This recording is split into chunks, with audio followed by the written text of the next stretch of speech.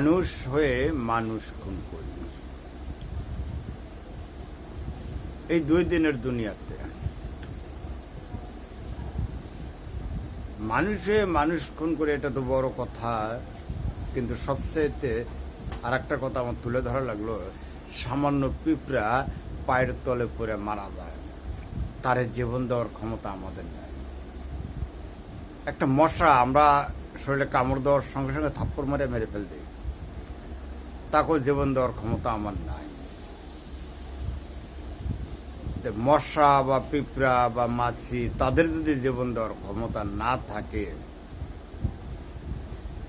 তাহলে আমরা মানুষে মানুষ মারি 18,000 মাকলুকাতের সৃষ্টি সেরা আশরাফুল মাকলুকাত। আমরা এই দুনিয়াতে কয়দিন বাঁচব? যে কয়দিনই বাঁচি, এই কয়দিনের জন্য এই হিংসা, নিন্দা, গীবত, একজনকে মারি, একজনকে দুনিয়ার থেকে তুলে ফেলে দেই। আসলে কি একবার বিবেক করে দেখতে পারছেন যে আমি যে একজনকে মারলাম, আমি কয়দিন বাঁচব?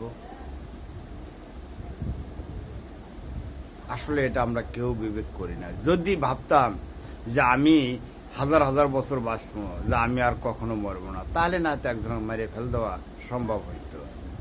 কিন্তু আসলে তো সে হয়তো আজকে আমি মারে ফেল দিলাম, কালকে হয়তো আল্লাহর তরফ থেকে আমি মারা যেতে পারি।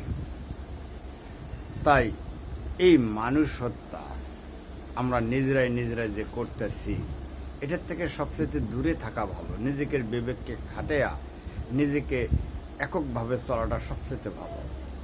শত্রুতা হিংসামি আমাদের মধ্যে না থাকে, আর আমরা নাই করি, কেননা আমাদের এরকম কোনো ক্ষমতা হয় নাই একজন মানুষকে শেষ করে দিয়া তাকে জীবন দান করার মতো ক্ষমতা আমাদের নাই। একমাত্র সৃষ্টিকর্তা খালেক, তারই উপাদান। একমাত্র সৃষ্টিকর্তা ইয়া খালেক, তারই উপাদান। সর্বময় সর্বজনীয় আল্লাহ। তেমন ঘটনাটা হলো, আজকে আমরা কথাবার্তা বললেই বা সত্য কথা বা আমরা কিছু কথা তুলে ধরলেই হুমকি আসা যায়, মেরে ফেল দেব। হায়াত মউত আল্লাহর হাতে, কে কখন মারা যাবে বলা যাবে না।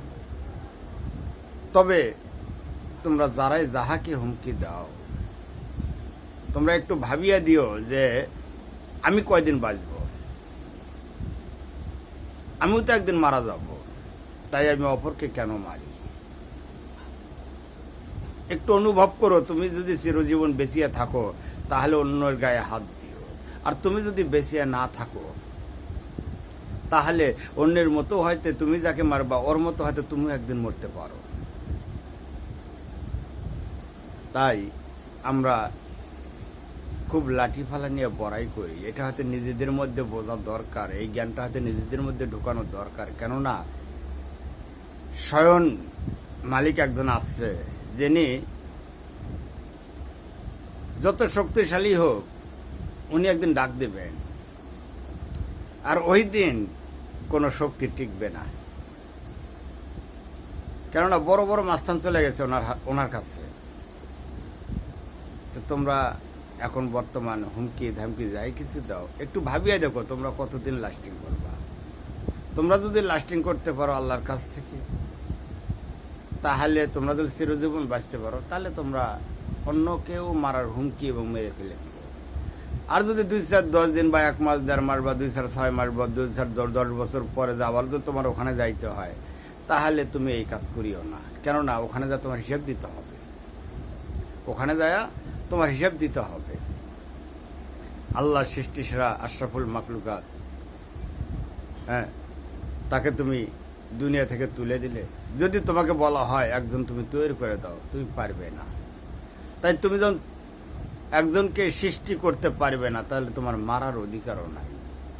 এটা একমাত্র সর্বজনীয় আল্লাহ, উনি সব। ইয়া খালেক, উনি সৃষ্টিকারী, উনি সব। ইয়া রহমান, উনি দয়ালু, উনি সব। হ্যাঁ, তবে এখানেই